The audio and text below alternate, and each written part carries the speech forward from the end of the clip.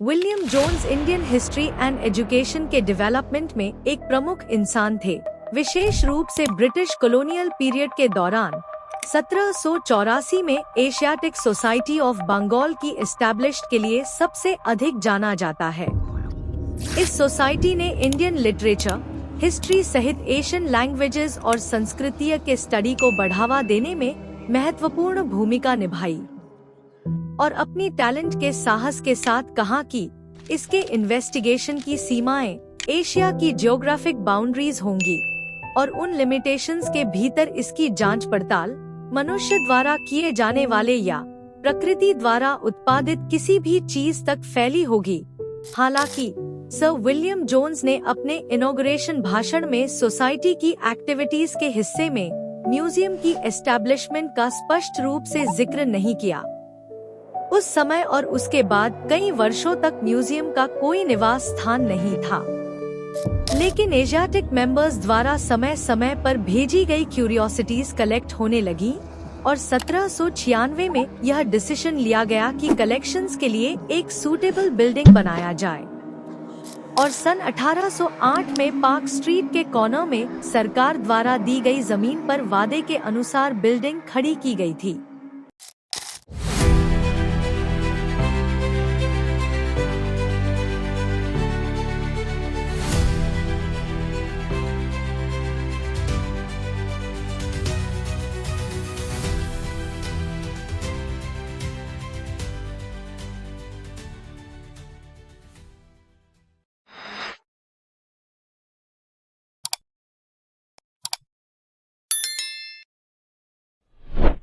छह साल बाद म्यूजियम एस्टैब्लिश करने के इरादे को इफेक्टिव बनाने के लिए ठोस एफर्ट्स किए गए, जब 2 फरवरी 1814 को डॉक्टर नाथनिएल वॉलेट, जो एक बॉटेनिस्ट थे जिन्हें सेरमपुर की घेराबंदी में बंदी बना लिया गया था लेकिन उनके साइंटिफिक अचीवमेंट्स के सम्मान में रिहा कर दिया, उन्होंने सोसाइटी को एक लेटर लिखा जिसमें एक म्यूजियम के फॉर्मेशन के लिए अपील थी और ऑनोररी क्यूरेटर्स के रूप में काम करने की पेशकश। प्रपोजल को सोसाइटी के मेंबर्स के साथ इंस्टेंट अप्रूवल मिली और यह निर्धारित किया गया कि एक म्यूजियम एस्टैब्लिश की जाए जो 2 सेगमेंट्स में डिवाइड हो, एक जिसे आर्कियोलॉजिकल, एथनोग्राफिक एंड टेक्निकल कहा जाएगा और दूसरा जियोलॉजिकल एंड जूलॉजिकल कहा जाएगा। सोसाइटी के लाइब्रेरियन को पहले सेक्शन का इंचार्ज बनाया गया, जबकि डॉक्टर वॉलेज को बाद के सेक्शन का सुपरिंटेंडेंट नियुक्त किया।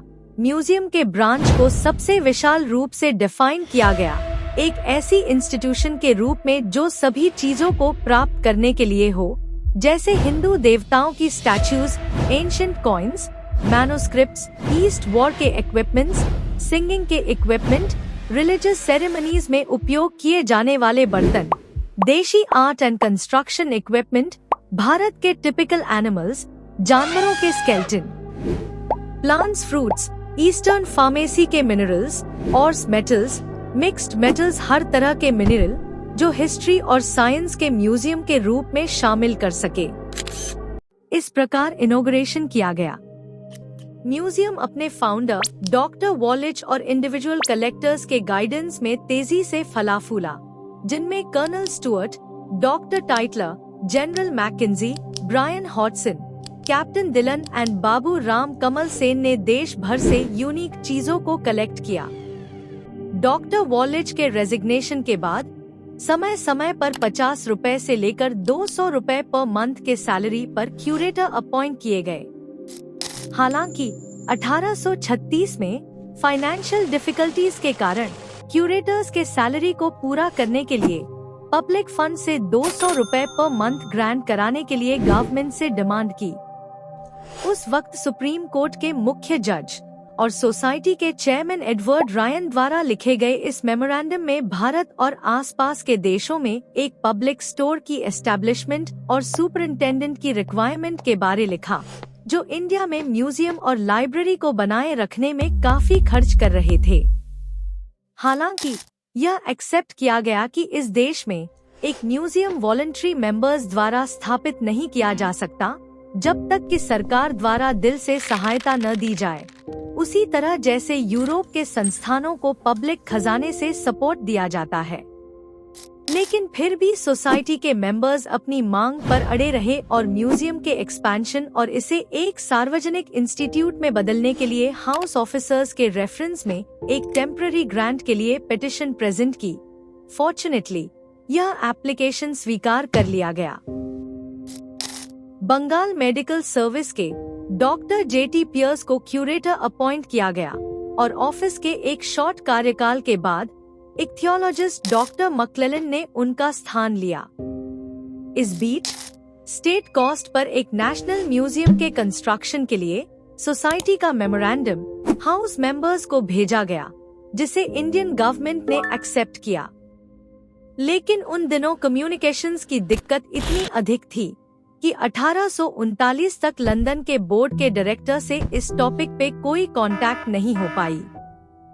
कोर्ट ने म्यूजियम के मेंटेनेंस और क्यूरेटर के सैलरी के लिए 300 रुपए पर मंथ के हिसाब से मंजूरी दिलवाई। डॉक्टर मक्लेलन, जिन्होंने टेम्पररी क्यूरेटर्स का पद संभाला, फिर उनके इस्तीफा के बाद उनके स्थान पर एडवर्ड ब्लेथ आए, जिन्हें इंग्लैंड में डॉक्टर होरेस हेमान विल्सन ने चुना था।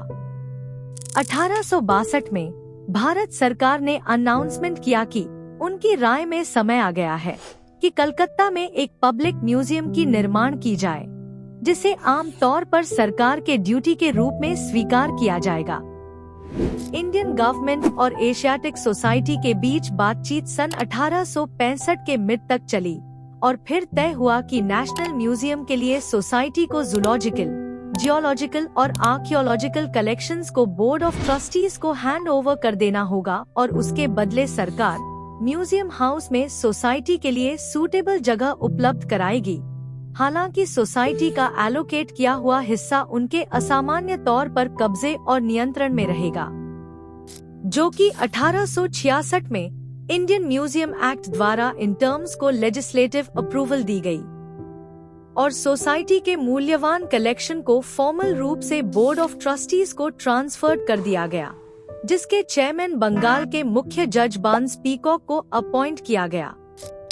मेंबर्स में कैलकाटा के बिशप्स, यूनिवर्सिटी के वाइस चांसलर और एशियाटिक सोसाइटी के चेयरमैन और 3 अन्य रिप्रेजेंटेटिव शामिल थे। हालांकि चीजें सही ढंग से चल रही थी और लेजिस्लेटिव अप्रूवल मिल गई थी। उसके बाद म्यूजियम बंगाल के सोसाइटी की प्रॉपर्टी नहीं रही और इसे एक रॉयल इंस्टीट्यूट में बदल दिया गया, लेकिन जूलॉजी और आर्कियोलॉजी सेक्शन को नए बिल्डिंग में ट्रांसफर करना बहुत मुश्किल था, जो कि इसे डॉक्टर जॉन एंडरसन ने सक्सेसफुली पूरा किया, जो पहले एडिनबर्ग के फ्री चर्च कॉलेज में नेचुरल साइंसेस के प्रोफेसर थे और 29 सितंबर 1866 को उन्हें एज अ क्यूरेटर अपॉइंट किया गया।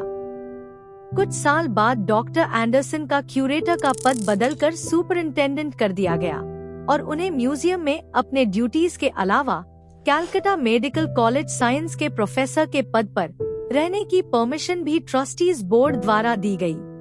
नए भवन में म्यूजियम के ऑर्गेनाइजेशन के काम में डॉक्टर एंडरसन को जेम्स वुडमेसन ने सहायता की।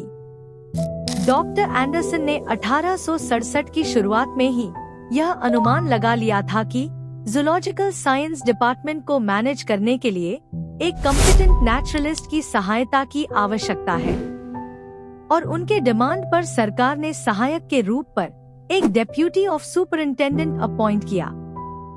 पहले तो असिस्टेंट के सिलेक्शन में काफी डिफिकल्टीज का सामना करना पड़ा, लेकिन 2 साल बाद ट्रस्टी ने जेम्स वुडमेसन को इस पद के लिए नियुक्त किया, जिन्हें प्रोफेसर हक्सली और जोसेफ हुकर ने चुना था। वुडमेसन ने खुद को बहुत ही क्वालिफाइड एंड डेडिकेटेड वर्कर साबित किया और अल्टीमेटली डॉक्टर एंडरसन के 1886 में रिटायर्ड होने के बाद सुपरिंटेंडेंट के पद पर इन्हें नियुक्त किया। यह मेंशन करना सफिशिएंट है कि 1876 में एक नया कानून पास किया गया और 66 के कानून को रद्द किया, जिसमें मेंबर्स का नंबर 13 से 16 हुआ। वही 87 में इसे फिर से बढ़ाकर 21 किया गया था, जिससे मेंबर्स को कोऑप्टेड करने का राइट मिला। 23 साल बाद एंडिंग के 1910 में फिर से एक नया बिल पास हुआ, जिसका नंबर 17 तय हुआ, जिसमें थॉमस हॉलैंड जो 1906 से 9 तक ट्रस्टी के चेयरमैन थे। 1910 के गवर्नमेंट द्वारा बोर्ड ऑफ ट्रस्टीज के फॉर्मेशन में 3 फंडामेंटल चेंज किए गए, जिसमें पहला है म्यूजियम के प्रत्येक सेक्शन का incharge officer ex officio trustees बन गया। दूसरे स्थान पर पब्लिक बॉडीज द्वारा 3 सदस्यों को इलेक्ट करने की परमिशन दी गई, जिसमें Calcutta University, Bengal Chamber of Commerce और ब्रिटिश इंडियन एसोसिएशन थे। तीसरे स्थान पर एशियाटिक सोसाइटी के रिप्रेजेंटेटिव थे। 1875 के बाद से सोसाइटी के कलेक्शन को नए बिल्डिंग में ट्रांसफर किया गया। जैसा कि पहले ही बताया जा चुका है, उस समय म्यूजियम में मुख्य रूप से जूलॉजी, जियोलॉजी और आर्कियोलॉजी कलेक्शन थे।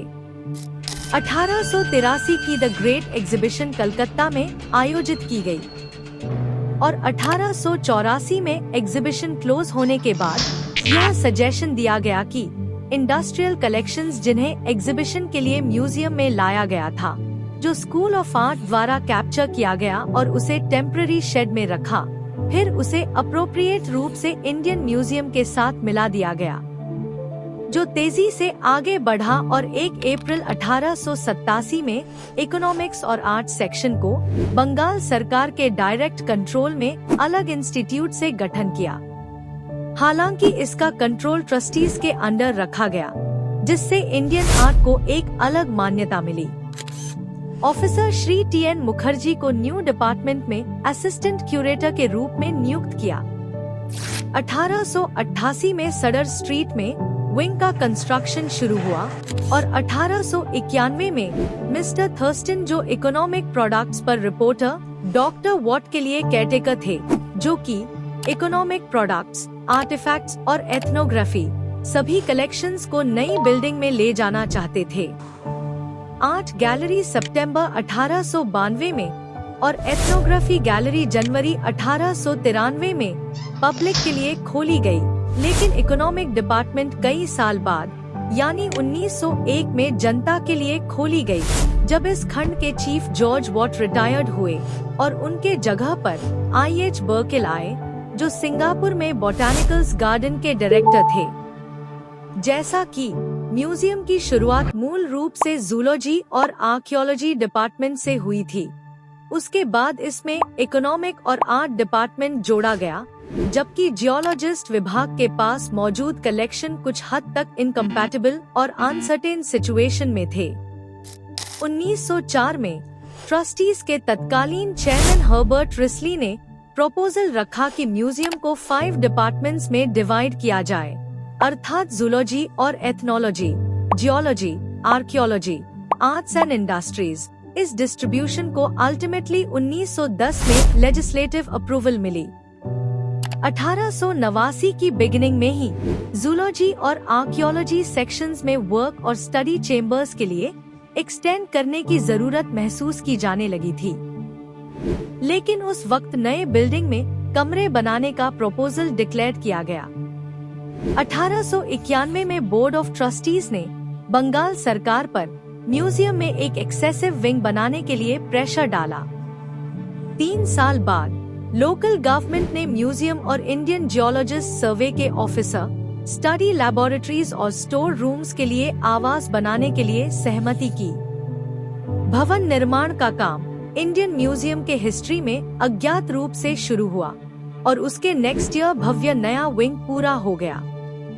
इस बीच पब्लिक गैलरीज पर दबाव लगातार बढ़ता रहा और 1904 में चौरिंगी रोड पर म्यूजियम हाउस के एक्सपेंशन के लिए एक नई योजना की गई, जिस पर लंबे समय से विचार चल रहा था।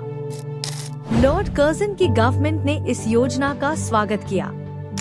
1911 में म्यूजियम का यह नया विंग प्रैक्टिकल रूप से पूरा हो गया और इसकी 2 लोअर फ्लोर्स को पब्लिक गैलरीज के रूप में खोला गया, जबकि पुरानी बिल्डिंग का उपयोग लैबोरेटरीज, जूलॉजी सेक्शन के ऑफिसर्स और अल्टीमेटली पूरे इंस्टीट्यूट के लिए एक लेक्चर रूम के रूप में उपयोग किया गया। जूलॉजी कलेक्शन मुख्य रूप से 5 डिफरेंट सोर्सेज से प्राप्त हुए। सबसे पहला बंगाल की एशियाटिक सोसाइटी द्वारा कलेक्टेड सैंपल्स है, जो मुख्य रूप से क्यूरेटर एडवर्ड के गाइडेंस में था। दूसरा रॉयल इंडियन मरीन सर्वे शिप, जो सर्जन नेचुरलिस्ट द्वारा किए गए कलेक्शन है। शुरू में सर्जन नेचुरलिस्ट डॉक्टर आर्मस्ट्रॉन्ग थे, जिन्होंने 1875 से 79 तक इस पद को संभाला। उनके बाद डॉक्टर जाइल्स ने, फिर 1888 में कर्नल एल्कॉक ने पदभार लिया, जो बाद में इंडियन म्यूजियम के सुपरिंटेंडेंट बने। ये सारे रिसर्चर का कलेक्शन महत्व का है, क्योंकि यहाँ इंडियन सी के गहरे जीवों के नमूने हैं, जिनमें से 100 से 1900 फैदोम की गहराई से आते हैं। तीसरे में पिछले 40 साल के दौरान इंडियन एम्पायर की नॉर्दर्न और ईस्टर्न सीमाओं पर हुए मिलिट्री और पॉलिटिकल अभियानों से कलेक्ट किए नमूने हैं। चौथा पर्सनल डोनर्स, जिनका नंबर इतना ज्यादा है कि उन्हें अलग अलग मेंशन करना संभव नहीं है। और पांचवा वैल्यूएबल चीजों का कलेक्शन, जो कि 2 सुपरिंटेंडेंट डॉक्टर एंडरसन और डॉक्टर एल्कॉक के द्वारा किए गए। अंत में हमारे पास 8 कलेक्शन है, जिनका हिस्ट्री अन्य सेक्शंस में विशेष रूप से बिल्कुल अलग है। इनमें से कुछ को 1910 में इंडस्ट्रियल सेक्शन से ट्रांसफर किया गया था, लेकिन एक बहुत बड़ा हिस्सा बंगाल सरकार की प्रॉपर्टी है और उनके प्रोटेक्शन का credit Calcutta school of art के ग्रेजुअल प्रिंसिपल्स को जाता है, जिन्हें मुख्य रूप से ईबी हवेल और पर्सी ब्राउन ने संभाला था।